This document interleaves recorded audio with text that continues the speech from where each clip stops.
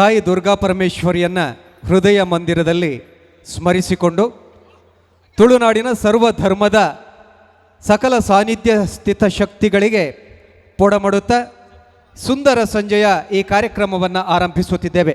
ಜನ್ಮಭೂಮಿ ನಮಗೆ ಸ್ವರ್ಗಕ್ಕಿಂತಲೂ ಮಿಗಿಲು ಎನ್ನುವಂತಹ ಮಾತಿದೆ. ಅಂತಹ ನಾಡು ನುಡಿ ನೆಲ ಜಲಕ್ಕೆ ವಿಶೇಷವಾದಂತಹ ಪ್ರೀತಿಯಾದರಗಳನ್ನು ತೋರುತ್ತಾ ಈ ಕಾರ್ಯಕ್ರಮವನ್ನು ರಾಷ್ಟ್ರಕವಿ ಕುವೆಂಪು ವಿರಚಿತ ನಾಡಗೀತೆಯೊಂದಿಗೆ ಪ್ರಾರಂಭಿಸುತ್ತಿದ್ದೇವೆ. ಸರ್ಕಾರಿ ಪದವಿ ಪೂರ್ವ ಮಹಾವಿದ್ಯಾಲಯದ ವಿದ್ಯಾರ್ಥಿಗಳಿಂದ ಇದೀಗ ನಾಡಗೀತೆ.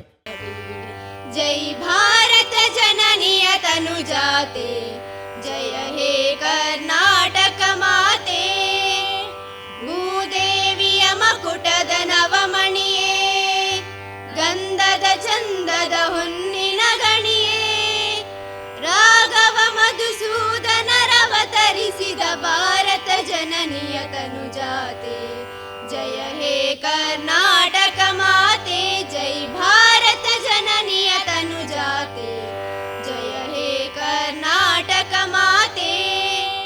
ಬಂಧುಗಳೇ, ಪಡುವಣದಲ್ಲಿ ಬೆಳ್ನೊರೆಗಳನ್ನು ರಿಂಗಣಿಸಿ ತೆರೆಗಳನ್ನು ಉತ್ಕರ್ಷಿಸಿ ಅಬ್ಬರಿಸುವ ಅಬ್ದಿ, ಮೂಡಣದಲ್ಲಿ ಮಂದಗಮನೆಯಾಗಿರುವಂತಹ ಶಾಂಭವಿ, ಮತ್ತೊಂದೆಡೆ ಕನಕಾದ್ರಿಯಿಂದ ಪ್ರವಹಿಸುವ ನಂದಿನಿ. ಈ ಅವಳಿ ಜೀವನದಿ ಮುಖಜ ಭೂಮಿ ಸಮೃದ್ಧವಾದಂತಹ ಫಲವತ್ತತೆಯ ಮಣ್ಣು. ಒಂದು ಕಾಲದಲ್ಲಿ ಜೀವರಕ್ಷಕ ಗಿಡ ಮೂಲಿಕೆಗಳು ಸಮೃದ್ಧವಾಗಿ ಹೇರಳವಾಗಿ ಬೆಳೆಯುತ್ತಿದ್ದುದಕ್ಕೆ ಮೂಲಿಕಾಪುರ ಎನ್ನುವಂತಹ ಹೆಸರನ್ನು ಪೂರ್ವೇತಿಹಾಸದಲ್ಲಿ ಪಡೆದಿತ್ತು. ಕಾಲಾನುಕ್ರಮದಲ್ಲಿ ಮೂಲ್ಕಿ ಎನ್ನುವಂತಹ ನಾಮಧೇಯದೊಂದಿಗೆ ವಿಜೃಂಭಿಸುತ್ತಿರುವಂತಹ ಈ ಮೂಲ್ಕಿಯ ಪವಿತ್ರವಾದ ಮಣ್ಣಿನಲ್ಲಿ ಹಲವಾರು ಕಾರಣಿಕ ಶಕ್ತಿಗಳು, ಚರಿತ್ರ ಪುರುಷರು ಜನ್ಮಿಸಿದಂತಹ ಹೆಗ್ಗಳಿಕೆಯೂ ಇದೆ.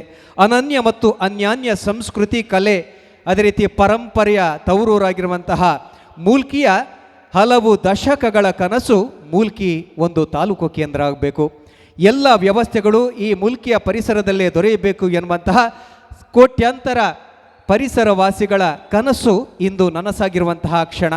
ಮೂಲ್ಕಿಯ ಈ ಒಂದು ತಾಲೂಕು ಸೌಧ ಇರ್ಬೋದು, ಬೇರೆ ಬೇರೆ ಅಭಿವೃದ್ಧಿ ಕಾಮಗಾರಿಗಳಿಗೆ ಶಿಲಾನ್ಯಾಸದ ಈ ಕಾರ್ಯಕ್ರಮದಲ್ಲಿ ಆಗಮಿಸಿರುವಂಥ ಎಲ್ಲ ಅತಿಥಿಗಳನ್ನು ದೇವರ ಸಮಾನರಾಗಿ ಸ್ವೀಕರಿಸಿಕೊಂಡು ಅವರನ್ನು ಸ್ವಾಗತಿಸುತ್ತಾ ಕಾರ್ಯಕ್ರಮದ ಒಂದಷ್ಟು ಪೂರ್ವ ಉತ್ತರ ವಿಚಾರಗಳೊಂದಿಗೆ ಪ್ರಾಸ್ತಾವಿಕ ನುಡಿಗಳನ್ನು ಕೂಡ ಆಡಲಿಕ್ಕಿದ್ದಾರೆ. ಈ ಎಲ್ಲ ಕಾರ್ಯಕ್ರಮದ ರೂವಾರಿ ನಮ್ಮ ನೆಚ್ಚಿನ ಶಾಸಕರಾಗಿರುವಂಥ ಸನ್ಮಾನ್ಯ ಶ್ರೀ ಉಮಾನಾಥ್ ಎ ಕೋಟ್ಯಾನ್ರವರು.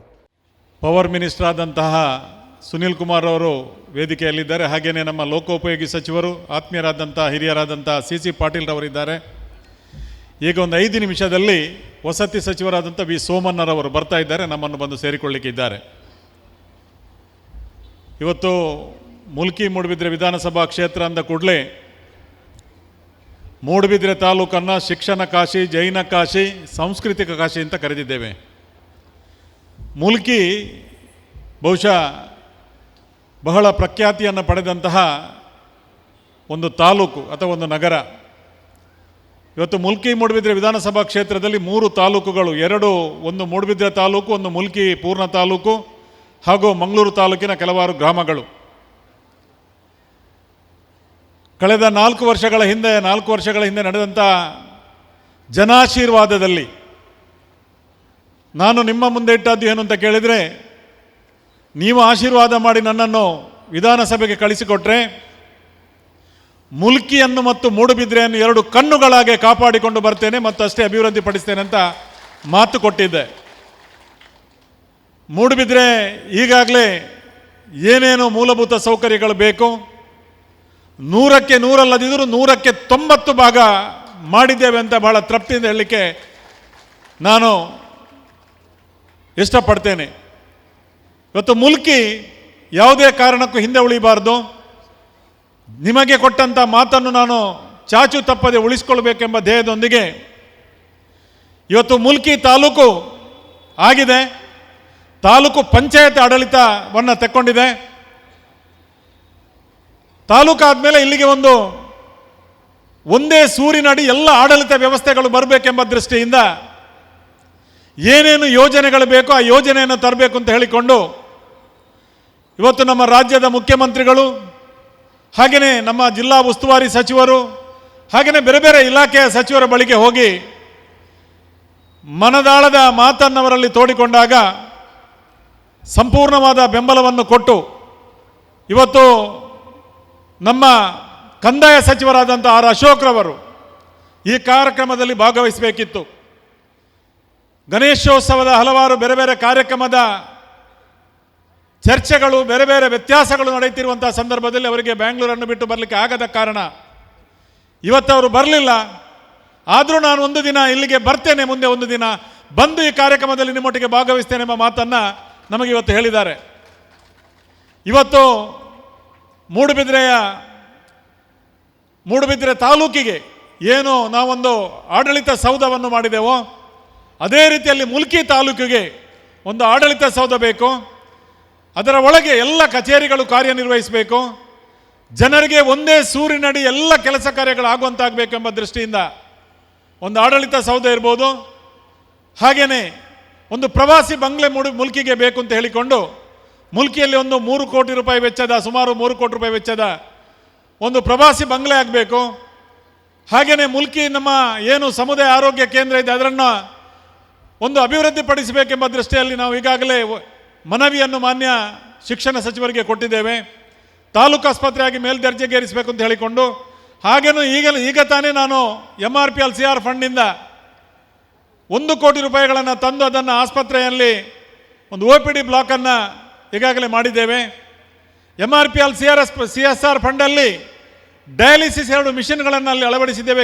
ಕೆಲವು ದಿನಗಳಲ್ಲಿ ಅದು ಕಾರ್ಯ ಪ್ರಾರಂಭ ಮಾಡಲಿಕ್ಕಿದೆ. ಹಾಗೆಯೇ ಇವತ್ತು ಮುಲ್ಕಿಗೆ ಕೋರ್ಟ್ ಬರಬೇಕು, ಒಂದು ಕೋರ್ಟ್ ಆಗಬೇಕು, ತಾಲೂಕು ಕೋರ್ಟ್ ಆಗಬೇಕು.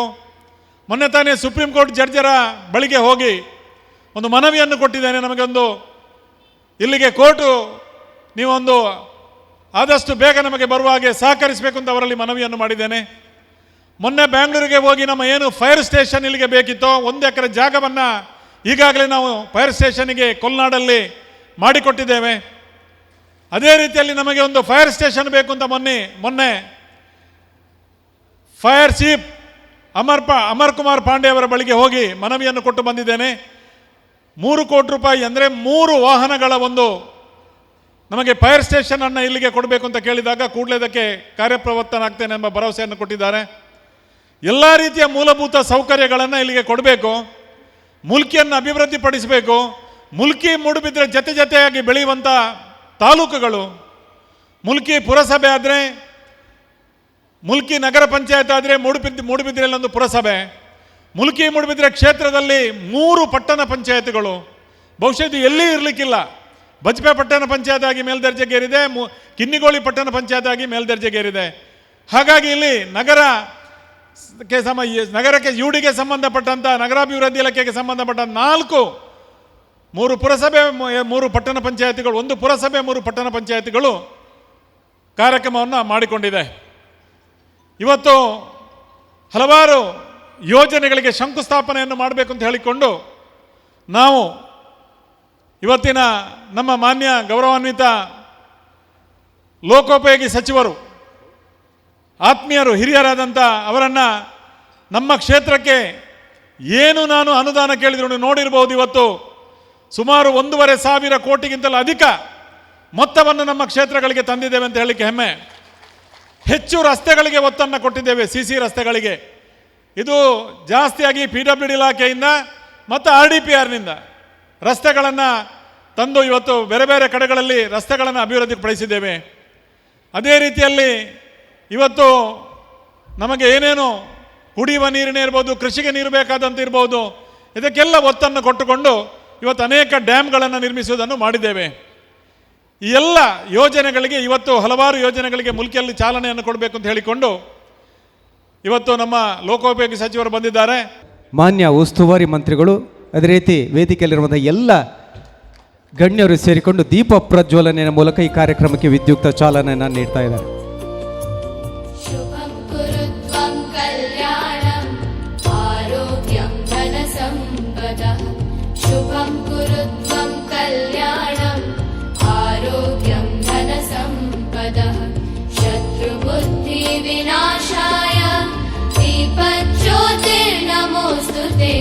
ದೀಪಜ್ಯೋತಿರ್ನಮೋಸ್ತುತೆ. ಶುಭಂ ಕುರುತ್ವಂ ಕಲ್ಯಾಣಂ ಆರೋಗ್ಯಂ ಧನ ಸಂಪದಃ.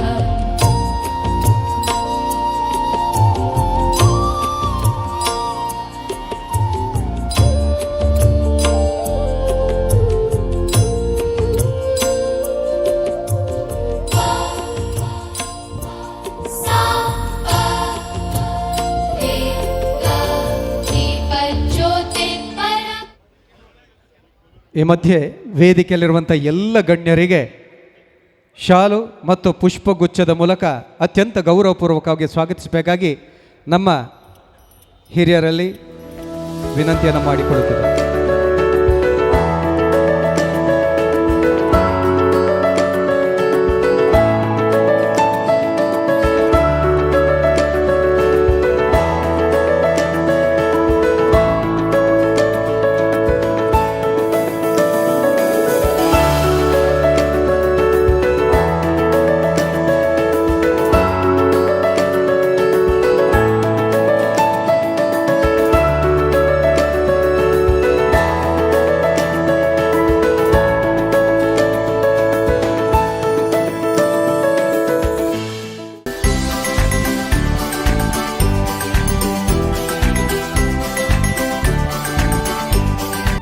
ಬಂಧುಗಳೇ, ಕಾರ್ಯಕ್ರಮದಲ್ಲಿ ಮುಂದಿನ ಹೆಜ್ಜೆಯನ್ನಿರಿಸುತ್ತಾ ಈಗಾಗಲೇ ಕಾರ್ಯಕ್ರಮವನ್ನು ದೀಪ ಪ್ರಜ್ವಲನೆಯ ಮೂಲಕ ಉದ್ಘಾಟನೆಯನ್ನು ಮಾಡಿರುವಂತಹ ನಮ್ಮ ಜಿಲ್ಲೆಯ ಉಸ್ತುವಾರಿ ಸಚಿವರು ಆಗಿರುವಂಥ ಸನ್ಮಾನ್ಯ ಶ್ರೀ ವಿ ಸುನಿಲ್ ಕುಮಾರ್ ಅವರು ತಮ್ಮ ಉದ್ಘಾಟನಾ ನುಡಿಗಳನ್ನು ನೀಡಬೇಕಾಗಿ ವಿನಂತಿ.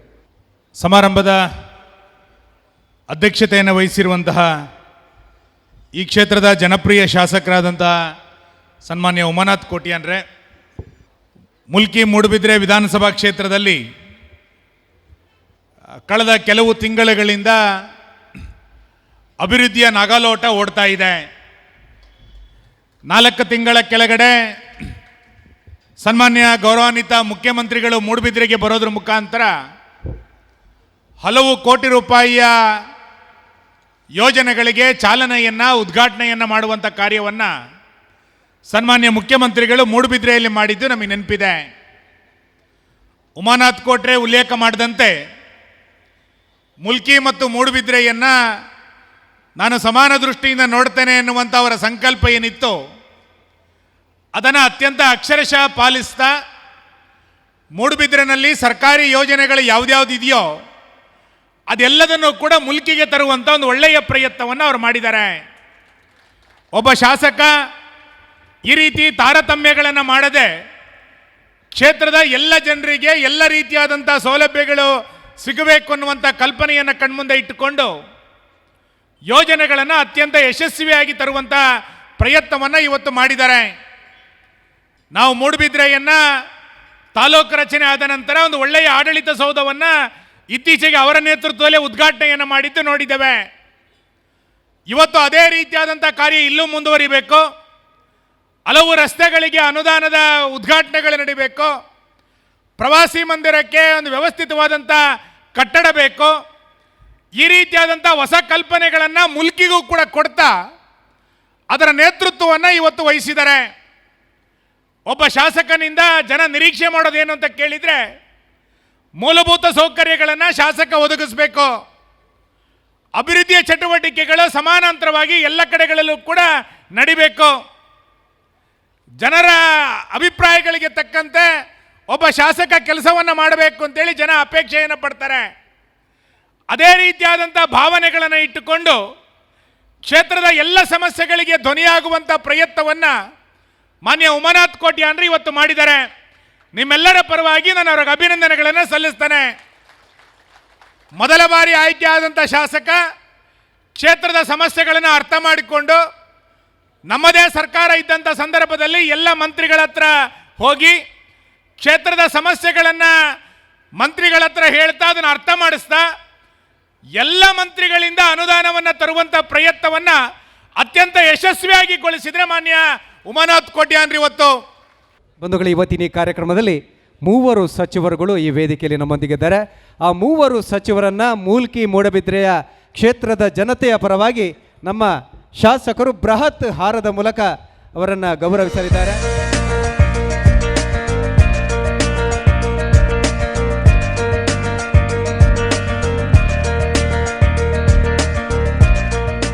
ದೂರದೃಷ್ಟಿತ್ವ, ಅದೇ ರೀತಿ ಪುರೋಗಾಮಿ ಚಿಂತನೆ, ಸತತ ಪ್ರಯತ್ನ ಇದ್ದರೆ ಯಾವ ರೀತಿ ಒಂದು ಕ್ಷೇತ್ರವನ್ನು ಅಭಿವೃದ್ಧಿ ಪಡಿಸಬಹುದು ಎನ್ನುವುದಕ್ಕೆ ನಮ್ಮ ಶಾಸಕರೇ ಸಾಕ್ಷಿಯಾಗಿದ್ದಾರೆ.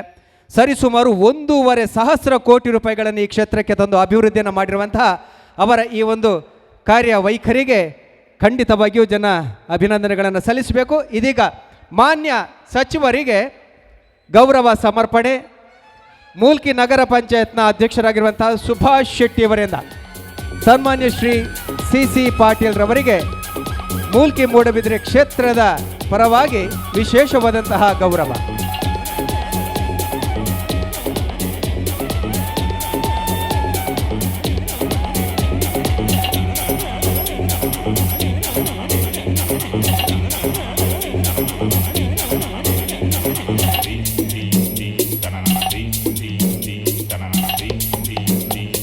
ಧನ್ಯವಾದಗಳು. ಭಾಳ ಸಂತೋಷ ಆಕೈತಿ.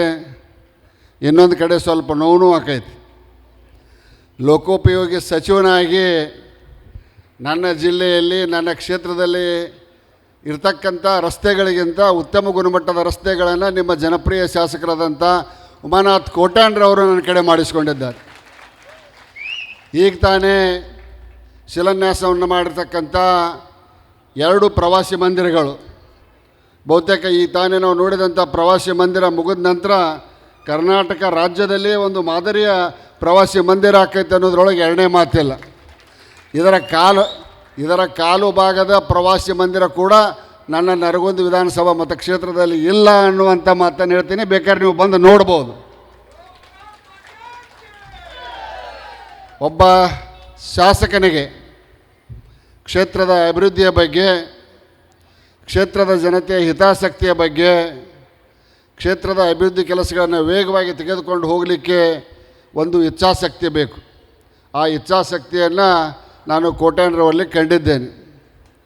ಬೆಳಗ್ಗೆ 8ರಿಂದ 8:30 ಒಳಗೆ ನಾನು ಬೆಂಗಳೂರಿನೊಳಗಿದ್ದೆ ಅಂದರೆ ಫಸ್ಟ್ ಭೇಟಿ ಆಗೋದು ಉಮಾನಾಥ್ ಕೋಟ್ಯಾನ್ರವ್ರದ್ದು.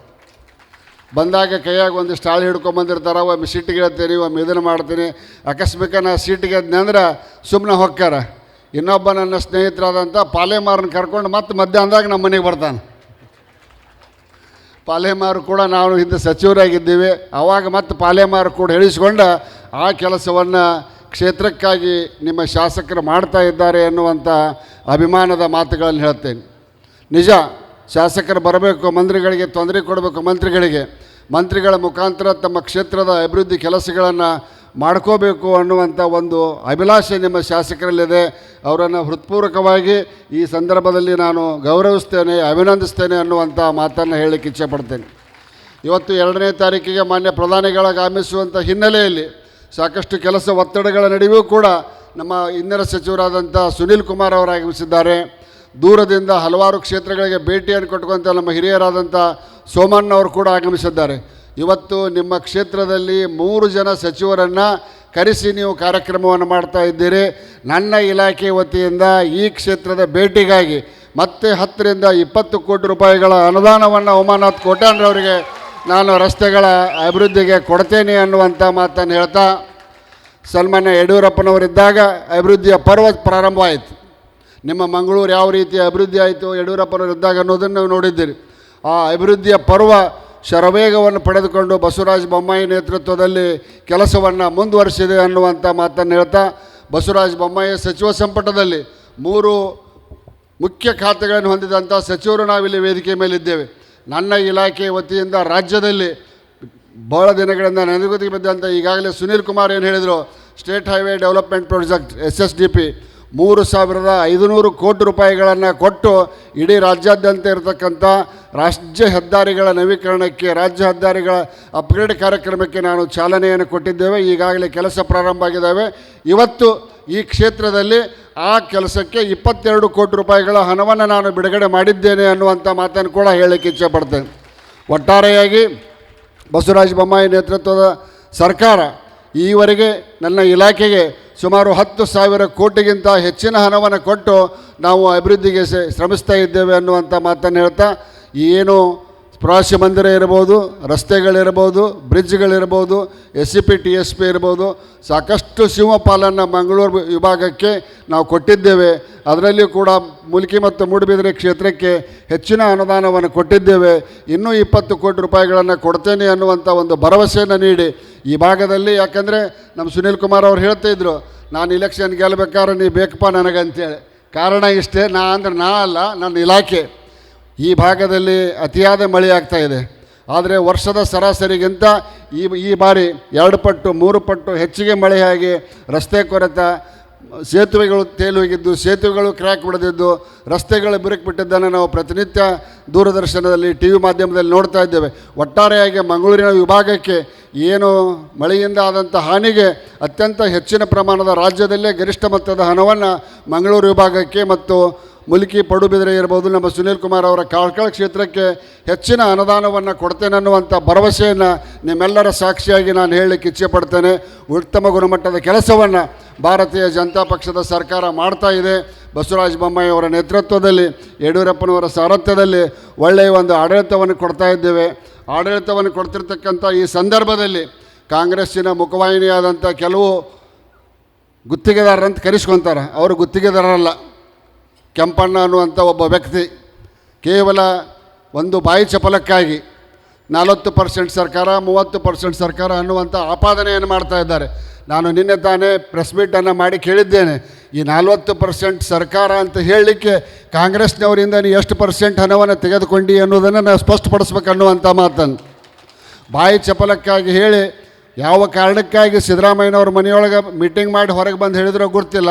ಹೊರಗೆ ಬಂದು ಹೇಳಿಂದ ಈ ರಾಜ್ಯದ 224 ಶಾಸಕರು ಭ್ರಷ್ಟರು ಅನ್ನುವಂಥ ಮಾತಂದ್ರೆ ಯಾರ ಮನೆಯಾಗ ಮೀಟಿಂಗ್ ಮಾಡಿ ಬಂದಿದ್ದಲ್ಲ ಸಿದ್ದರಾಮಯ್ಯ ಸಾಹೇಬ್ರ ಮನೆಯಾಗ 224ರೊಳಗೆ ಅವರೂ ಭಾಗಿಯಾಕ್ಕಾರ ಅನ್ನುವಂಥ ಪರಿಕಲ್ಪನೆ ಕೂಡ ವಿರೋಧ ಪಕ್ಷದ ನಾಯಕರಾದಂಥ ಸಿದ್ದರಾಮಯ್ಯಗೆ ಇದ್ದಿದ್ದಿಲ್ಲ ಅನ್ನುವಂಥ ಮಾತನ್ನು ತಮ್ಮ ಗಮನಕ್ಕೆ ತರಲಿಕ್ಕೆ ಹೇಳಲಿಕ್ಕೆ ಇಚ್ಛೆ ಪಡ್ತೇನೆ. ನಮ್ಮ ಸರ್ಕಾರ ಪಾರದರ್ಶಕತೆಯಿಂದ ಕೆಲಸ ಮಾಡ್ತಾ ಇದೆ. 1 ಕೋಟಿಗಿಂತಲೂ ಮಿಕ್ಕಿದ ಕಾಮಗಾರಿಗಳು ಪ್ಯಾಕೇಜ್ ಆಗಬಾರ್ದು ಅನ್ನುವಂಥ ಆದೇಶವನ್ನು ಮುಖ್ಯಮಂತ್ರಿಗಳು ಹೊರಡಿಸಿದ್ದಾರೆ.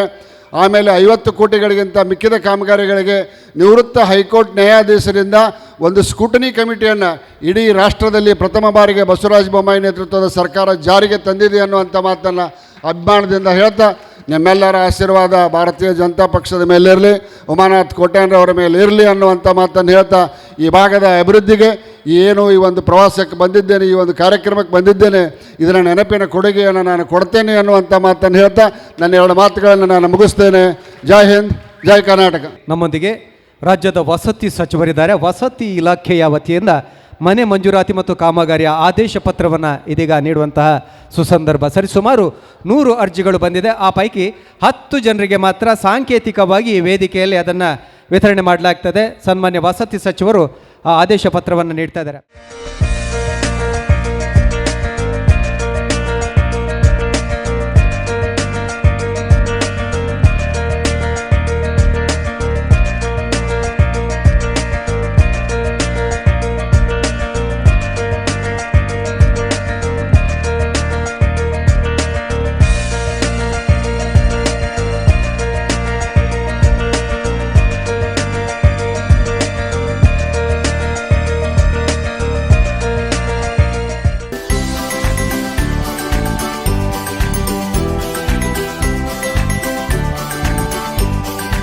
ನನಗೊಂದು ಆಶ್ಚರ್ಯ, ಸಿ ಪಾಟೀಲ್ ಹೇಳ್ತಾ ಇದ್ರು, ನನ್ನ ತಾಲೂಕಿನಲ್ಲೂ ನನ್ನ ಜಿಲ್ಲೆಯಲ್ಲೂ ಇಲ್ಲ ಒಂದು ಏನದು ಪ್ರವಾಸಿ ಮಂದಿರ ಅಂತ ಅನ್ನೋದನ್ನ. ನಾನು 30 ವರ್ಷಗಳಿಂದನೂ ರಾಜಕಾರಣದಲ್ಲಿ ತುಂಬ ಹತ್ತಿರದಲ್ಲಿ ಮಂತ್ರಿಯಾಗಿ 30 ವರ್ಷದಿಂದನೇ ಆಗಿದ್ದೆ. ಅವತ್ತು ಈ ಒಂದು ಕ್ಷೇತ್ರದ ಮೂಡುಬಿದ್ರೆ ಮತ್ತು ಇದಕ್ಕೆ ಶಾಸಕರಾಗಿದ್ದವರು ದಿವಂಗತ ಅಮರನಾಥ್ ಶೆಟ್ಟರವರು. ಅವತ್ತು ಕೂಡ ನಾನು ಈ ಕ್ಷೇತ್ರವನ್ನು 16 ಬಾರಿ ಸುತ್ತಾಡಿದ್ದೇನೆ. ಸುನೀಲ್, ತಾಲೂಕಾಗಿ 1 ವರ್ಷ 1.5 ವರ್ಷ ಆಗಿರ್ಬೇಕು ಇವ್ರದ್ದು. 1.5 ವರ್ಷ ಆಯಿತಾ? ತಾಲೂಕಾ ಅನೌನ್ಸ್ ಆಗಿ 1.5 ವರ್ಷ ಆಯಿತು. ಚಾಮರಾಜನಗರ ಜಿಲ್ಲೆಯಾಗಿ 25 ವರ್ಷ ಆಗಿ 26ನೇ ವರ್ಷಕ್ಕೆ ಹೋಗ್ತಾ ಇದ್ದೀವಿ. ನಮ್ಗೆ ಇನ್ನೂ ಕೂಡ ಸರಿಯಾದ ಜಿಲ್ಲೆಯನ್ನೇ ಕಟ್ಕೊಳ್ಳೋದಕ್ಕೆ ಒದ್ದಾಡ್ತಾ ಇದ್ದೀವಿ. ಅಲ್ಲಿದ್ದಂಥ 3-4 ತಾಲೂಕುಗಳನ್ನು ಘೋಷಣೆ ಮಾಡಿ ಏನೆಲ್ಲ ಸೈಕಲ್ ಹೊಡಿತಾ ಇದ್ದೀವಿ. ನಾವು ಒಂದೇ ಒಂದು ತಾಲೂಕಿನ ಒಂದು ತಾಲೂಕು ಕಚೇರಿಯನ್ನು ಕಟ್ಟೋಕ್ಕಾಗಲಿಲ್ಲ. ಕೋಟ್ಯಾನ್ರವರು ಕೇವಲ 1.5 ವರ್ಷದಲ್ಲಿ ತಾಲೂಕನ್ನು ಮತ್ತು ಮುಲ್ಕಿಗೂ ಕೂಡ ತಂದು ಆಡಳಿತ ಸೌಧವನ್ನು ಕಟ್ತಕ್ಕಂಥ ಅವರ ಪ್ರಾಮಾಣಿಕವಾದ ಪ್ರಯತ್ನ, ಅವರ ದೊಡ್ಡತನ, ಅವರ ದೂರದೃಷ್ಟಿಗೆ ನಾನು ಈ ಕ್ಷೇತ್ರದ ಜನರ ಪರವಾಗಿ ಒಬ್ಬ ಸಾಮಾನ್ಯನಾಗಿ ಅವರಿಗೆ ತುಂಬ ಹೃದಯದ ಸ್ವಾಗತವನ್ನು ನಿಮ್ಮೆಲ್ಲರ ಜೋರಾದ ಚಪ್ಪಾಳೆಯೊಂದಿಗೆ ಸಮರ್ಪಣೆ ಮಾಡೋಣ ಅನ್ನೋ ಮಾತನ್ನು ಹೇಳಿ, ಅಭಿವೃದ್ಧಿ ಅನ್ನೋದು ಮಾತಿನಲ್ಲಿರಬಾರ್ದು, ಕೃತಿಯಲ್ಲಿರಬೇಕು ಅನ್ನೋದಕ್ಕೆ ಕೋಟ್ಯಾನ್ರವರು ಕೂಡ ಒಂದು ದೊಡ್ಡ ಉದಾಹರಣೆ. ಬೆಳಿಗ್ಗೆ ನಾನು ಬೆಳ್ತಂಗಡಿಯಲ್ಲಿ ಒಂದು ಕಾರ್ಯಕ್ರಮವನ್ನು ಮುಗಿಸ್ಕೊಂಡು ಮತ್ತೆ ಕುಕ್ಕೆಗೆ ಹೋಗುವ ಸಂದರ್ಭದಲ್ಲಿ ನನ್ನ ಜೊತೆಗೆ ನಮ್ಮ ನಾಯಕವರು ವಿಧಾನ ಪರಿಷತ್ ಸದಸ್ಯರು ಜೊತೆಯಲ್ಲೇ ಬಂದರು. ನನಗನ್ನಿಸ್ತದೆ ಇಲ್ಲಿ 8 ವಿಧಾನಸಭಾ ಕ್ಷೇತ್ರದಲ್ಲಿ 8 ಜನ ವಿಧಾನಸಭಾ ಸದಸ್ಯರು ಒಬ್ಬರಿಗಿನ್ನ ಒಬ್ಬರು ನಾಗಾಲೋಟದಲ್ಲಿ ಅಭಿವೃದ್ಧಿಯನ್ನು ಮಾಡ್ತಕ್ಕಂಥದ್ರಲ್ಲಿ ಮೊದಲಿಗರಾಗಿರ್ತಕ್ಕಂಥವರು ನಿಮ್ಮ ಕೋಟ್ಯಾನ್ರವರು ಅಂತ ಕಾಣಿಸ್ತದೆ. ರಾಜಕಾರಣ ನಿಂತ ನೀರಲ್ಲ ಹರಿಯೋ ನೀರು.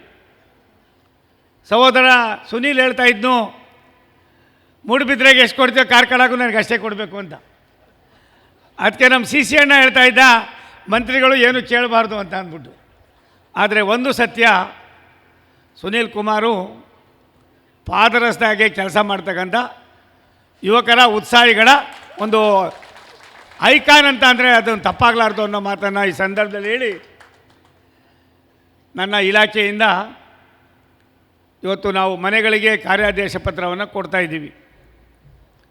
ಇದೊಂದು ಬಡವರಿಗೆ, ಕಡು ಬಡವರಿಗೆ, ಧ್ವನಿ ಇಲ್ಲದ, ಆಸರೆ ಇಲ್ಲದ ಸೂರನ್ನು ಕೊಡಬೇಕು ಅನ್ನುವ ದೂರದೃಷ್ಟಿಯ ಚಿಂತನೆ ಮಾಡಿದ್ದು ಈ ರಾಷ್ಟ್ರದ ನಮ್ಮೆಲ್ಲರ ನೆಚ್ಚಿನ ಪ್ರಧಾನಮಂತ್ರಿ ನರೇಂದ್ರ ಮೋದಿಯವರು. ಅವರ ಒಂದು ಸೂಚನೆ ಮೇರೆಗೆ ಕರ್ನಾಟಕ ರಾಜ್ಯದಲ್ಲಿ 18 ಲಕ್ಷ ಸೂರಿಲ್ಲದವರು, 6,60,000 ಸೈಟ್ಲೆಸ್ ಜನ ಇದ್ದಾರೆ ಅನ್ನೋ ಸರ್ವೆಯನ್ನು ಮಾಡಿಸಿ 24 ಲಕ್ಷಗಳಿಗೂ ಕೂಡ ಅನುಮೋದನೆಯನ್ನು ವಾರಣಾಸಿಯಲ್ಲಿ ಇಡೀ ದೇಶದ ಮುಖ್ಯಮಂತ್ರಿಗಳ ಸಭೆಯಲ್ಲಿ ಸನ್ಮಾನ್ಯ ಪ್ರಧಾನಿಗಳು, ನಮ್ಮ ರಾಜ್ಯದ ಮುಖ್ಯಮಂತ್ರಿಗಳಾದ ಸನ್ಮಾನ್ಯ ಬಸವರಾಜ ಬೊಮ್ಮಾಯಿಯವರ ಒಂದನ್ನು ಕರೆಸಿ ಸಭೆಯನ್ನು ಮಾಡಿ ಈ ರಾಜ್ಯಕ್ಕೆ 24 ಲಕ್ಷ ಮನೆ ಮತ್ತು ಸೈಟಿನ ಅವಶ್ಯಕತೆ ಇದೆ, ಇದನ್ನು ಒಂದೇ ಸಾರಿ ತೀರ್ಮಾನವನ್ನು ಮಾಡಬೇಕು ಅನ್ನುವ ಸೂಚನೆಯನ್ನು ಕೊಟ್ಟಿದ್ದರ ಮೇರೆಗೆ ಇವತ್ತು ನಾವು ಇವೆಲ್ಲವನ್ನು ಕೂಡ ಮಾಡ್ತಾಯಿದ್ದೀವಿ ಬಂಧುಗಳೇ. ಬಹುತೇಕ ಕಾರ್ಯಾದೇಶಗಳನ್ನು ನೀಡುವುದು ಒಂದು ಕಡೆ ಆದರೆ, ಮತ್ತೊಂದು ಕಡೆ ನಿನ್ನೆ ರಾತ್ರಿ ನಾನು ಧರ್ಮಸ್ಥಳದ ಧರ್ಮಾಧಿಕಾರಿಗಳನ್ನು ಭೇಟಿ ಮಾಡಿದ್ದೆ.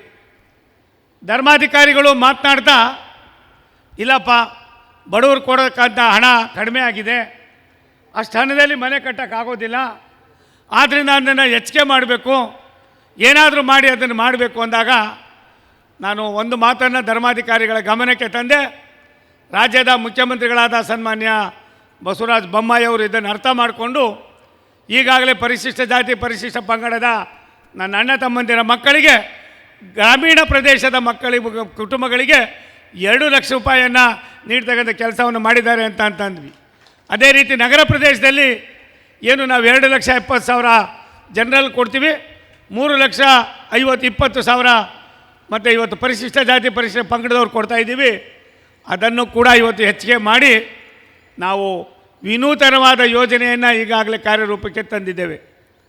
ಬಂಧುಗಳೇ, ತಮ್ಮಲ್ಲಿ ಮನವಿ ಮಾಡೋದಿಷ್ಟೇ, ದಕ್ಷಿಣ ಕನ್ನಡ ಜಿಲ್ಲೆ ಪ್ರಾಕೃತಿಕವಾಗಿ ಶಿಸ್ತಿಗೆ ಮತ್ತೊಂದಕ್ಕೆ ಯಾವುದೇ ಸರ್ಕಾರದ ಸವಲತ್ತುಗಳು ಯಾರಿಗೆ ಸಲ್ಲಬೇಕೋ ಅವರಿಗೆ ಮಾತ್ರ ಸಲ್ಲಬೇಕು ಅನ್ನುವ ಒಂದು ದೊಡ್ಡ ದೂರದೃಷ್ಟಿಯ ಚಿಂತನೆಯನ್ನು ಉಳ್ಳವರಾಗಿ, ಯಾವುದಾದ್ರೂ ಒಬ್ಬ ಗೊತ್ತಿದ್ದೋ ಗೊತ್ತಿಲ್ಲದಿರೋನೋ ಬಡವರ ಸವಲತ್ತನ್ನು ಪಡೆದಿದ್ದೇ ಆದರೆ ಕೇವಲ 2-3 ದಿನದಲ್ಲೇ ದೂರವಾಣಿ ಬರ್ತದೆ, ಪತ್ರಗಳು ಬರ್ತವೆ, ನೀವು ಸರ್ಕಾರ ಮಾಡಿರೋ ತಪ್ಪು ಅಂತ ಹೇಳ್ತಕ್ಕಂಥ ಒಂದು ಸಂದೇಶವನ್ನು ಕೊಡ್ತಕ್ಕಂಥ ಯಾವುದಾದ್ರೂ ಒಂದು ಜಿಲ್ಲೆ ಇಡೀ ರಾಜ್ಯದಲ್ಲಿ 32 ಜಿಲ್ಲೆಯಲ್ಲಿ ಇದೆ ಅಂದರೆ ಅದು ದಕ್ಷಿಣ ಕನ್ನಡ ಜಿಲ್ಲೆ ಅನ್ನೋದನ್ನು ನಾನು ಸಂತೋಷ ಹೇಳೋದಕ್ಕೆ ಇಚ್ಛೆಪಡ್ತೀನಿ. ಮಂಜಣ್ಣ, ನೀವು ನಂಬ್ತಿರೋ ಇಲ್ಲೋ, ಯಾವುದೋ ಒಂದು ತಾಲೂಕು ಹೆಸರನ್ನು ನಾನು ಹೇಳೋಕ್ಕಿಲ್ಲ, 2-3 ನಮ್ಮ ಅಧಿಕಾರಿಗಳು ಅವ್ರು ಬೇಕಾದವ್ರು ಕೊಟ್ಕೊಂಡಿದ್ರು. ತಕ್ಷಣವೇ ದೂರವಾಣಿ ಬರ್ತದೆ, ನಿಮ್ಮ ಅಧಿಕಾರಿಗಳು ಇಂಥ ತಪ್ಪು ಮಾಡಿದ್ದಾನೆ, ನಿಮ್ಮ PDO ಇಂಥ ತಪ್ಪು ಮಾಡಿದ್ದಾನೆ, ನಿಮ್ಮ EO ಇಂಥ ತಪ್ಪು ಮಾಡಿದ್ದಾನೆ, ನಿಮ್ಮ ಪ್ರಾಜೆಕ್ಟ್ ಡೈರೆಕ್ಟರ್ ಹಿಂಗೆ ತಪ್ಪು ಮಾಡಿದ್ದಾರೆ, ಇವೆಲ್ಲವೂ ಕೂಡ ಆಗಬಾರ್ದು ಅನ್ನುವ ದೂರದೃಷ್ಟಿಯ ಒಂದು ದೊಡ್ಡತನಕ್ಕೆ ನಾನು ಋಣಿಯಾಗಿರ್ತೀನಿ ಅನ್ನೋ ಮಾತನ್ನು ಹೇಳಿ, ಕೋಟ್ಯಾನ್ರವರು ಒಳ್ಳೆಯ ಕೆಲಸವನ್ನು ಮಾಡ್ತಾಯಿದ್ದಾರೆ. ನಾನು ಮೂಡುಬಿದ್ರೆಗೂ ಕೂಡ ಬಂದಿದ್ದೆ. ಅದಕ್ಕಿಂತ ನನಗೆ ಸಂತೋಷ ಆಗಿದ್ದು, ಮೂಡುಬಿದ್ರೆಯ ಮುಖ್ಯಮಂತ್ರಿಗಳ ಕಾರ್ಯಕ್ರಮದಲ್ಲಿ ಇಂದಿನ ನಿಕಟಪೂರ್ವ ಶಾಸಕರು ಮಾಜಿ ಮಂತ್ರಿಗಳಾದ ಅಭಯ ಚಂದ್ರ ಜೈನ್ ಅವರು ಇದ್ದರು. ನಾನು ಜೈನ್ ಅವ್ರಿಗೂ ನನಗೂ ತುಂಬ ಅವಿನಾಭಾವ ಸಂಬಂಧ. ಅವರನ್ನು ಕೇಳಿದೆ, ಏನು ಜೈನ್ರೇ ನೀವು ಬಂದಿದ್ದೀರಾ ಅಂತ ಕೇಳಿದಾಗ ಅವರೊಂದು ದೊಡ್ಡ ಮಾತನ್ನು ಹೇಳ್ತಾರೆ, ಗುಣಕ್ಕೆ ಮತ್ಸರ ಇರಬಾರ್ದು ಸೋಮಣ್ಣವರೇ. ಉಮಾನಾಥ್ ಕೋಟ್ಯಾನವರು ಯಾವಾಗ ಶಾಸಕರಾದ ತಕ್ಷಣವೇ ಈ ಕ್ಷೇತ್ರದ ಸರ್ವಾಂಗೀಣ ಅಭಿವೃದ್ಧಿಯಲ್ಲಿ ನಾನು ಏನೇನು ಮಾಡೋಕ್ಕಾಗಿಲ್ವೋ ಅವೆಲ್ಲವನ್ನು ಕೂಡ ಒಳ್ಳೆಯ ಕೆಲಸವನ್ನು ಮಾಡ್ತಾ ಇದ್ದಾರೆ. ಇದು ರಾಜಕಾರಣಿಗೆ ಬೇಕಾಗಿರ್ತಕ್ಕಂಥ ಒಂದು ಬಳುವಳಿ. ಆ ಬಳುವಳಿಯನ್ನು ಯಾರು ಎಷ್ಟು ಮಟ್ಟಿಗೆ ಯೋಚನೆ ಮಾಡ್ತಿರೋ ಗೊತ್ತಿಲ್ಲ. ನನ್ನ ಅನುಭವದಲ್ಲಿ ನಾನು ಜನತಾ ಪಾರ್ಟಿಯಲ್ಲೂ ಎಮ್ ಎಲ್ ಎ ಆಗಿದ್ದೆ, ಜನತಾ ದಳದಲ್ಲೂ ಎಮ್ ಎಲ್ ಎ ಆಗಿದೆ, ಸ್ವತಂತ್ರವಾಗೂ ಎಮ್ ಎಲ್ ಎ ಆಗಿದೆ, ಕಾಂಗ್ರೆಸ್ನಲ್ಲೂ ಎಮ್ ಎಲ್ ಎ ಆಗಿದೆ, ಬಿ ಜೆ ಪಿಲೂ ಎಮ್ ಎಲ್ ಎ ಆಗಿದ್ದೀನಿ, ಮಂತ್ರಿಯೂ ಕೂಡ ಆಗಿದ್ದೀನಿ. ಆದರೆ ಒಂದು ನಾವು ಅರ್ಥ ಮಾಡ್ಕೋಬೇಕಾಗಿರೋದು, ಅಭಿವೃದ್ಧಿಯನ್ನು ಯೋಚನೆ ಮಾಡುವಾಗ 16 ವರ್ಷದ ಸಮಸ್ಯೆಗಳನ್ನು ಕೈಗೆತ್ಕೊಂಡು ಇದರಿಂದ ಇರ್ತಕ್ಕಂಥ ಅನಾಹುತವನ್ನು ಅರ್ಥ ಮಾಡಿಕೊಂಡು ಕೆಲಸ ಮಾಡ್ತಕ್ಕಂಥ ಕೆಲವರಲ್ಲಿ ನಿಮ್ಮ ಮೂಡುಬಿದಿರೆ ಮತ್ತು ಮುಲ್ಕಿಯ ಶಾಸಕರು ಮೊದಲಿಗರು ಅನ್ನೋ ಮಾತನ್ನು ಈ ಸಂದರ್ಭದಲ್ಲಿ ಹೇಳಿ, ಸನ್ಮಾನ್ಯ ಸುನೀಲ್ ಕುಮಾರ್ ಅವರು ನನಗೆ ಹತ್ತಿರದಿಂದ ಬಲ್ಲವನಾಗಿದ್ದೇನೆ. ಅವರ ಕಾರ್ಯವೈಖರಿಯನ್ನು ನೋಡಿದ್ದೇನೆ, ಅವರ ಒಂದು ದೂರದೃಷ್ಟಿಯ ಚಿಂತನೆಯನ್ನು ಕೂಡ ಬಲ್ಲವನಾಗಿದ್ದೇನೆ. ಮಂತ್ರಿಗಳಾದ ತಕ್ಷಣ ಪರಿಶಿಷ್ಟ ಜಾತಿ ಪರಿಶಿಷ್ಟ ಪಂಗಡದ ನನ್ನ ಅಣ್ಣ ತಮ್ಮಂದಿರಿಗೆ ಕುಟುಂಬಗಳಿಗೆ 75 ಯೂನಿಟ್ವರೆಗೂ ಉಚಿತವಾಗಿ ವಿದ್ಯುತ್ ಶಕ್ತಿಯನ್ನು ಕೊಟ್ಟಂಥ ಕೀರ್ತಿ ಸುನೀಲ್ ಕುಮಾರ್ ಅವರಿಗೆ ಸನ್ಮಾನ್ಯ ಬಸವರಾಜ ಬೊಮ್ಮಾಯಿ ಅವರು ತಲುಪಬೇಕಾಗಿದೆ.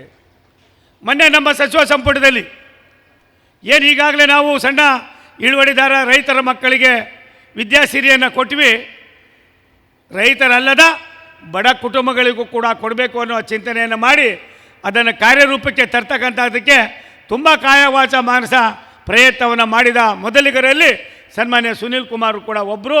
ಸನ್ಮಾನ್ಯ ಮುಖ್ಯಮಂತ್ರಿಗಳು ಇದನ್ನು ಅನುಮೋದನೆಯನ್ನು ಕೊಟ್ಟಿದ್ದಾರೆ. ನಾನು ತಮ್ಮಲ್ಲಿ ಮನವಿ ಮಾಡ್ತೀನಿ, ರಾಷ್ಟ್ರೀಯ ಹೆದ್ದಾರಿ ಇದು. ನಾನು ಕೂಡ 72 ವರ್ಷ ಮುಗಿಸ್ತಾ ಇದ್ದೀನಿ. ಇನ್ನೊಂದು 2-3 ವರ್ಷಗಳ ಕಾಲ ರಾಜಕಾರಣದಲ್ಲಿ ನಮ್ಮ ಪಕ್ಷದ ನಿಮ್ಮದೇನೆ ಅಂತ ನಾವು ಇರ್ಬೋದು. ಆದರೆ ದೇಶ ಇರಬೇಕಾಯ್ತದೆ, ರಾಜ್ಯ ಇರಬೇಕಾಯ್ತದೆ, ಇತಿಹಾಸಗಳಿರಬೇಕಾಯ್ತದೆ, ಹೆಜ್ಜೆ ಗುರುತುಗಳಿರಬೇಕಾಯ್ತದೆ. ಅಂಥ ಹೆಜ್ಜೆ ಗುರುತುಗಳ ಜೊತೆಯಲ್ಲಿ ಕೈ ಜೋಡಿಸ್ತಕ್ಕಂಥ ಕೆಲಸವನ್ನು ಮಾಡ್ತಕ್ಕಂಥ ಕೆಲವು ಕ್ರಿಯಾಶೀಲ ರಾಜಕಾರಣಿಗಳಲ್ಲಿ ನಿಮ್ಮ ಶಾಸಕರು ಕೂಡ ಒಬ್ಬರಾಗಿದ್ದಾರೆ. 4 ತಾಲೂಕುಗಳನ್ನು ಕೇವಲ ದಕ್ಷಿಣ ಕನ್ನಡದವ್ರು ಪಡ್ಕೊಂಡಿದ್ದೀರಿ. ನಮ್ಮ ಸರ್ಕಾರ ಬಂದ ಮೇಲೆ 4 ಹೊಸ ತಾಲೂಕುಗಳು. ಈ ಹೊಸ ತಾಲೂಕು 4ರಲ್ಲೂ ಕೂಡ 4 ಆಡಳಿತ ಸೌಧಗಳನ್ನು ಕಟ್ತಾ ಇದ್ದೀರಿ. ಅದೇನೋ ಎತ್ತ ಗೊತ್ತಿಲ್ಲ. ನಾನು ಇಲಾಖೆ ಕೊಟ್ಟಿದ್ದೀನಿ, ನಾನು ನಮ್ಮ ಅಧಿಕಾರಿಗಳಿಗೆ ಸೂಚನೆ ಕೊಡ್ತೀನಿ. ಜನವರಿ 25-26ನೇ ತಾರೀಕು ಏನು ನಮ್ಮ ಗಣರಾಜ್ಯೋತ್ಸವ ಬರ್ತದೆ ಅಷ್ಟೊಳಗಡೆ ಈ ಒಂದು ಕನ್ನಡ ಗಿಂದುಮ್ಮ ಸೌಧವನ್ನು ಕಟ್ಟಿಸಿ ಲೋಕಾರ್ಪಣೆ ಮಾಡ್ತಕ್ಕಂಥ ಅದಕ್ಕೆ ನಾವು ತೀರ್ಮಾನವನ್ನು ಮಾಡ್ತೀವಿ. ಅಧಿಕಾರಿಗಳಿಗೆ ಒಂದು ಇಲಾಖೆಯಿಂದ ಮತ್ತೊಂದು ಇಲಾಖೆಯಲ್ಲಿ ಸಣ್ಣ ಪುಟ್ಟ ದುಡ್ಡು ಪಡ್ಡುಗೆ ಯೋಚನೆ ಆಗ್ಬೋದು, ನಮ್ಮ ಇಲಾಖೆಯು ಕೂಡ ಸಶಕ್ತವಾಗಿದೆ, ಆ ಕೆಲಸವನ್ನು ಮಾಡಿಸ್ಕೊಡ್ತೀವಿ ಅನ್ನೋ ಮಾತನ್ನು ಹೇಳಿ ಒಂದು ವಿನಂತಿ ಮಾಡ್ತೀನಿ. ರಾಜಕಾರಣ ಮುಳ್ಳಿನ ಹಾಸಿಗೆ. ರಾಜಕಾರಣ ಸರ್ಕಾರ ಅಂದರೆ ನಿಂತ ನೀರಲ್ಲ, ಅದು ಸರ್ಕಾರದ ಯೋಜನೆಗಳು ಕಾರ್ಯರೂಪಕ್ಕೆ ತರ್ತಕ್ಕಂಥ ಅದಕ್ಕೆ ಸನ್ಮಾನ್ಯ ಬಸವರಾಜ ಬೊಮ್ಮಾಯಿ ಅವರ ದೂರದೃಷ್ಟಿಯ ಚಿಂತನೆ ಹೇಳಿದ್ರು. ನಮ್ಮ ಸಿ ಪಾಟೀಲ್ರು, ನಾನು ಮಂಜುನಾಥ್ ಭಂಡಾರಿಯವರು ಒಂದೇ ಗರಡಿಯಲ್ಲಿ ಬೆಳೆದಂಥವು. ಅವರ ಕಾಲೇಜನ್ನು ನಮ್ಮ ನಾಯಕವರು ತೋರಿಸುವಾಗ ಒಂದು ಮಾತನ್ನು ಹೇಳಿದ್ರು, ತುಂಬ ಕ್ರಮಬದ್ಧವಾಗಿದೆ, ಶಿಸ್ತುಬದ್ಧವಾಗಿದೆ, ತುಂಬ ಒಳ್ಳೊಳ್ಳೆಯ ಕೋರ್ಸ್ಗಳನ್ನು ತಂದಿದ್ದಾರೆ. ಇದು ಏನು ಅನ್ನಿಸ್ತದೆ ಅಂದರೆ ಕೆಲವು ರಾಜಕಾರಣಿಗಳಿಗೆ ಈ ಬದ್ಧತೆ ಅನ್ನೋದಿರ್ತದೆ. ಆ ಬದ್ಧತೆ ವ್ಯವಸ್ಥೆಯಲ್ಲಿ ಈ ರಾಷ್ಟ್ರಕ್ಕೆ ಎಲ್ಲ ಒಂದು ಕಡೆ ಹೊಸ ಸಂದೇಶವನ್ನು ನೀಡುವುದರ ಮುಖೇನ ಭವ್ಯ ಭಾರತದ ಭವಿಷ್ಯವನ್ನು ಇತರೆ ರಾಷ್ಟ್ರಗಳು ಎಲ್ಲ ಒಂದು ಕಡೆ ನೋಡಿ ಅದರಲ್ಲಿ ನಾವು ಕೂಡ ಮೊದಲಿಗರಾಗಬೇಕು ಅನ್ನುವ ದೂರದೃಷ್ಟಿಯ ಚಿಂತನೆ ಉಳ್ಳಂಥವರು ರಾಷ್ಟ್ರದ ನಮ್ಮೆಲ್ಲರ ನೆಚ್ಚಿನ ಪ್ರಧಾನಮಂತ್ರಿ ಸನ್ಮಾನ್ಯ ನರೇಂದ್ರ ಮೋದಿಯವರು. ಅವರ ಜನಪರ ಕಾರ್ಯಕ್ರಮಗಳಲ್ಲಿ ಸೂರು ಕೂಡ ಒಂದು ಪವಿತ್ರವಾದದ್ದು. ಅಂಥ ಸೂರನ್ನು ಕೊಡ್ತಕ್ಕಂಥ ಕೆಲಸವನ್ನು ನಾವು ಮಾಡಿದ್ದೇವೆ. ಈಗಾಗಲೇ ಈ ಜಿಲ್ಲೆಗೆ 19,000 ಮನೆಗಳನ್ನು ಕೊಟ್ಟಿದ್ದೇವೆ. ನಾವು ಇನ್ನೂ ಕೂಡ 11,000 ಮನೆಗಳನ್ನು ಕೊಡೋದಕ್ಕೆ ನಿನ್ನೆ ತಾನೇ 3,000 ಮನೆಗಳಿಗೆ ಆದೇಶವನ್ನು ನೀಡಿದ್ದೇನೆ. ಅಭಿವೃದ್ಧಿಯನ್ನು ಮಾಡುವಾಗ ಅದು ಯಾವ ಪಾರ್ಟಿ ಈ ಪಾರ್ಟಿ ಅನ್ನೋದು ಬೇಕಿಲ್ಲ ಅನ್ನೋದನ್ನು ಹೇಳ್ತಾಯಿದ್ರು. ಇವಾಗ ಹೇಳಿದ್ರು ನನಗೆ ಉಮಾನಾಥ್, ನನ್ನೊಂದು ಸ್ಲಮ್ ಇದೆ, ನೀವು ದಯವಿಟ್ಟು ಬಂದು ನೋಡಿ ಅಂತ ಅಂದ್ಬಿಟ್ಟು. ಕೊಳಚೆ ಅಭಿವೃದ್ಧಿ ಮಂಡಳಿ ಕೇವಲ ಕೆಲವರಿಗೆ ಮಾತ್ರ ಅಲ್ಲ, 50-60 ವರ್ಷಗಳಿಂದ ಆ ಮನೆಯಲ್ಲಿ ವಾಸ ಮಾಡ್ತಕ್ಕಂಥವ್ರಿಗೆ ಯಾವುದೇ ಅಧಿಕಾರವನ್ನು ಕೊಟ್ಟಿರಲಿಲ್ಲ. ಕೇವಲ ವೋಟ್ ಬ್ಯಾಂಕನ್ನು ಮಾಡಿಕೊಂಡು ಅವ್ರಿಗೆ ಒಂದು ಹಕ್ಕುಪತ್ರ ಕೊಡೋಕ್ಕಾಗಿರಲಿಲ್ಲ, ಆ ಪ್ರಾಪರ್ಟಿ ರೈಟ್ಸನ್ನು ಕೊಡೋಕ್ಕಾಗಿರಲಿಲ್ಲ. ಅದಕ್ಕೆ ಏನು ಇವತ್ತು ಅವ್ರು ವಾಸ ಮಾಡ್ತಾಯಿದ್ದಾರೆ ಅದರ ಎಲ್ಲ ಸಂಪೂರ್ಣವಾದ ಹಕ್ಕನ್ನು ಕೊಟ್ಟು ಅವರಿಗೆ 1,000 ರೂಪಾಯಿ 500 ರೂಪಾಯಿ ಕಟ್ಟಿದ್ರೆ ಅದನ್ನು ರಿಜಿಸ್ಟ್ರೇಷನ್ ಮಾಡಿ ಕ್ರಯಪತ್ರವನ್ನು ಮಾಡಿ ಅವರವರಿಗೆ ಆ ಸ್ವತ್ತನ್ನು ಕೊಡ್ತಕ್ಕಂಥ ವಿನೂತನ ಯೋಜನೆಯನ್ನು ಕೊಟ್ಟಿದ್ದು ಈ ಒಂದು ಭಾರತೀಯ ಜನತಾ ಪಕ್ಷ ಸರ್ಕಾರ. ತಮ್ಮಲ್ಲಿ ಮನವಿ ಮಾಡ್ತೀನಿ. ಹೇಳಿದ್ರು ನಮ್ಮಲ್ಲಿ ಮುಸಲ್ಮಾನರಿದ್ದಾರೆ, ಹಿಂದುಳಿದ ವರ್ಗದವ್ರು ಇದ್ದಾರೆ, ಏನಾದರೂ ಮಾಡಿ. ನಾನು ಅವ್ರಿಗೆ ಹೇಳಿದೆ 1 ಕೋಟಿ ಕೊಡಿ ಅಂದರು. ಸುನೀಲ್ ಅಣ್ಣ ಇಲ್ಲೇ ಇದ್ದಾನೆ, ತೊಂದರೆ ಇಲ್ಲ, ನಮ್ಮ ಹುಡುಗ ಅವನ ಸಹೋದರ ಅವನು ಗೆಲ್ತಾನೆ ಇರ್ತಾನೆ, ಅವನದೇನು ತೊಂದರೆ ಇಲ್ಲ. ಒಂದು 3 ಸಾರಿ 4ನೇ ಸಾರಿಗೂ ಒಯ್ತಾನೆ, 4ನೇ ಸಾರಿಗೂ ಗೆಲ್ತ್ಕೋತಾನೆ. ಆದ್ದರಿಂದ ಕೋಟೆಯನ್ನವರು ಇನ್ನೊಂದು ಸಾರಿ ರಿನ್ಯೂವಲ್ ಆಗಬೇಕೋ ಬೇಡ್ರಪ್ಪ? ಆಗಬೇಕಾಗಿರೋದ್ರಿಂದ ನಾನು 5 ಕೋಟಿ ರೂಪಾಯಿಗಳನ್ನು ನಾನು ನಾಳೆ ಬೆಳಗ್ಗೆ ಜೀವ ಮಾಡಿ ಕಳಿಸ್ತೀನಿ. ಸುನೀಲ್ ಅಣ್ಣಂದು ಸೇರಿಸಿ ಕೊಡ್ತೀನಿ, ನಿಂದು ಇದ್ರೆ ನಿನಗೂ ಕೊಡ್ತೀನಿ, ನಮಗೇನು ತೊಂದರೆ ಇಲ್ಲ. ಆದರೆ ಒಂದು ಸತ್ಯ, ನಾನು ಆ ಕಚೇರಿಗೆ ಬಂದಾಗೆಲ್ಲ ನನಗೆ ಬೆಳಿಗ್ಗೆ ಅಜಿತ್ ಪುಂಜ ನೋಡಿದ್ರೆ ಹರೀಶ್ ಏನವ್ರ ಹೆಸರು, ಆತ ಎಷ್ಟು ಬುದ್ಧಿವಂತ ಹೇಳೋಕ್ಕೆ ಸಾಧ್ಯ ಇಲ್ಲ. ನಿನ್ನೆ ರಾತ್ರಿ ನಾನು ಧರ್ಮಾಧಿಕಾರಿಗಳು ಮಾತಾಡುವಾಗ ಸಿ ಅಣ್ಣ ಮಾತಾಡ್ತಾ ಯಾಕೆ ನಮ್ಮ ಧರ್ಮಸ್ಥಳಕ್ಕೆ ಒಂದು ಮಿನಿ ಏರ್ಪೋರ್ಟ್ ಮಾಡಬಾರ್ದು, ಸಣ್ಣ ಏರ್ಕ್ರಾಫ್ಟ್ಗಳು ನಿಲ್ಸೋಕ್ಕೆ, ಮತ್ತು 3-4 ಏಕಕಾಲದಲ್ಲಿ ಹೆಲಿಪ್ಯಾಡ್ಗಳು ಬರ್ತವೆ, ಅದಕ್ಕೇನು ಮಾಡೋದು ಅಂತ ಅಂದರು. ನಾನು ನಮ್ಮ ಅಧಿಕಾರಿಗಳಿಗೆ ದೂರವಾಣಿ ಮಾಡಿ ಕೇಳಿದೆ, ಏನಪ್ಪ ಹಿಂಗೆ ಹೇಳ್ತಾ ಇದ್ದಾರೆ, ನಮ್ಮ ಹರೀಶ್ ಹಿಂಗೆ ಹೇಳ್ತಾ ಇದ್ದಾರೆ, ಧರ್ಮಾಧಿಕಾರಿಗಳ ಜೊತೆಯಲ್ಲೇ ಹೇಳ್ತಾಯಿದ್ರು ಅಂತ. ಅಧಿಕಾರಿಗಳು ಹೇಳಿದ್ರು, ಸರ್ ಇದ್ರ ಅವಶ್ಯಕತೆ ಇದೆ, ಇಡೀ ವಿಶ್ವದ ಜನ ಧರ್ಮಸ್ಥಳದ ಕಡೆ ನೋಡ್ತಾ ಇದ್ದಾರೆ, ಮಂಜುನಾಥನ ಆಶೀರ್ವಾದಕ್ಕೆ ಬರ್ತಾ ಇದ್ದಾರೆ.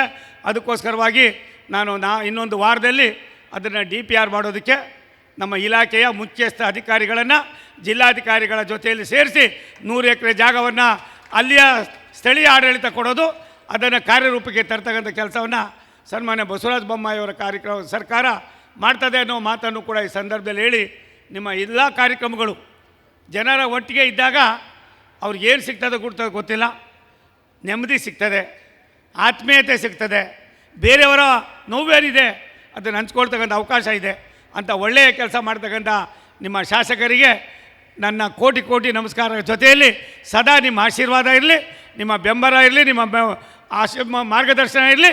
ಇಂಥ ಒಬ್ಬ ಜನಪ್ರಿಯ ಕ್ರಿಯಾಶೀಲ ರಾಜಕಾರಣಿಯನ್ನು ಪ್ರಾಯಶಃ ತಾವು ಎಲ್ಲೋ ಒಂದು ಕಡೆ ಹೆಜ್ಜೆ ಗುರುತುಗಳನ್ನು ಮಾತ್ರ ಗುರುತಿಸಿ ಅವರನ್ನು ಕಡೆಗಾಣಿಸುವ ಕೆಲಸವನ್ನು ಯಾರೂ ಮಾಡಬಾರ್ದು ಅಂಥ ವ್ಯಕ್ತಿಗಳು 10 ಬಾರಿ ಶಾಸಕರಾದರೆ ಇಡೀ ಕ್ಷೇತ್ರ ಮಂಗಳೂರು ದಕ್ಷಿಣ ಕನ್ನಡದಲ್ಲಿ ಒಳ್ಳೆಯ ಸ್ಥಾನವನ್ನು ಪಡೀತದೆ ಅನ್ನೋ ಮಾತನ್ನು ಹೇಳಿ, ವೇದಿಕೆಯಲ್ಲಿರ್ತಕ್ಕಂಥ ನಿಮ್ಮೆಲ್ಲರೂ ಕೂಡ ನನ್ನ ಧನ್ಯವಾದಗಳನ್ನ ಸಲ್ಲಿಸ್ತಾ, ಕೋಟ್ಯಾನರವರ ಅಭಿವೃದ್ಧಿ ಕೆಲಸಗಳು ಇನ್ನು ಮುಂದೆಯೂ ಸಾಗಲಿ ಅಂತ ವಿನಂತಿ ಮಾಡಿ ನನ್ನ ಮಾತು ಮುಗಿಸ್ತೀನಿ. ನಮಸ್ಕಾರ.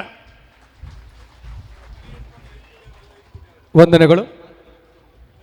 ಬಂಧುಗಳೇ, ಮೌನವೇ ಸರ್ವೋತ್ತಮವಾದಂತಹ ಭಾಷಣ ಎನ್ನುವಂತಹ ರವೀಂದ್ರನಾಥ್ ಟ್ಯಾಗೋರರ ಮಾತಿನಂತೆ ವೇದಿಕೆಯಲ್ಲಿರುವ ಎಲ್ಲ ಗಣ್ಯರು ಮೌನದಲ್ಲೇ ಶುಭಾಶಯಗಳನ್ನು ಸಮರ್ಪಿಸಿದ್ದಾರೆ. ಈ ಒಂದು ಸುಂದರ ಕ್ಷಣ ಶಾಶ್ವತವಾಗಿ ಉಳಿಯುವಂತೆ ವೇದಿಕೆಯಲ್ಲಿರುವಂಥ ಎಲ್ಲ ಗಣ್ಯರಿಗೆ ಮಾನ್ಯ ಶಾಸಕರು ನೆನಪಿನ ಕಾಣಿಕೆಯನ್ನು ನೀಡಿ ಗೌರವಿಸುತ್ತಿದ್ದಾರೆ.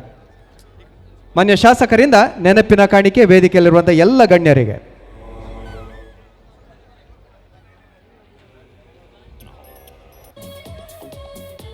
ಮಲಗಿ ಕನಸು ಕಾಣುವುದಲ್ಲ, ಕಂಡ ಕನಸು ನನಸಾಗುವವರೆಗೆ ನಿದ್ರೆಯನ್ನು ಮಾಡದೇ ಇರುವುದು ನಿಜವಾದ ಕನಸು ಎಂದು ಅಬ್ದುಲ್ ಕಲಾಂ ರವರು ಹೇಳಿರೋ ಮಾತಿನಂತೆ ಈ ಕ್ಷೇತ್ರದ ಅಭಿವೃದ್ಧಿಗಾಗಿ ಈಗಾಗಲೇ 1,500 ಕೋಟಿ ರೂಪಾಯಿಗಳನ್ನು ತಂದಿರುವಂತಹ ಮಾನ್ಯ ಶಾಸಕರು ಮೂಡಬಿದ್ರೆಯಲ್ಲಿ ಮಿನಿ ವಿಧಾನಸೌಧವನ್ನು ಕೇವಲ 1.25 ವರ್ಷದಲ್ಲಿ ನಿರ್ಮಿಸುವ ಮೂಲಕ ಬಹುಶಃ ರಾಜ್ಯದಲ್ಲೇ ದಾಖಲೆಯನ್ನು ಬರೆದಿದ್ದಾರೆ. ಅವರಿಂದ ಇನ್ನಷ್ಟು ಅಭಿವೃದ್ಧಿ ಕಾಮಗಾರಿಗಳೇ ಚಾಲನೆ ಇವತ್ತಿನ ಈ ಕಾರ್ಯಕ್ರಮದ ಮುಖ್ಯನ.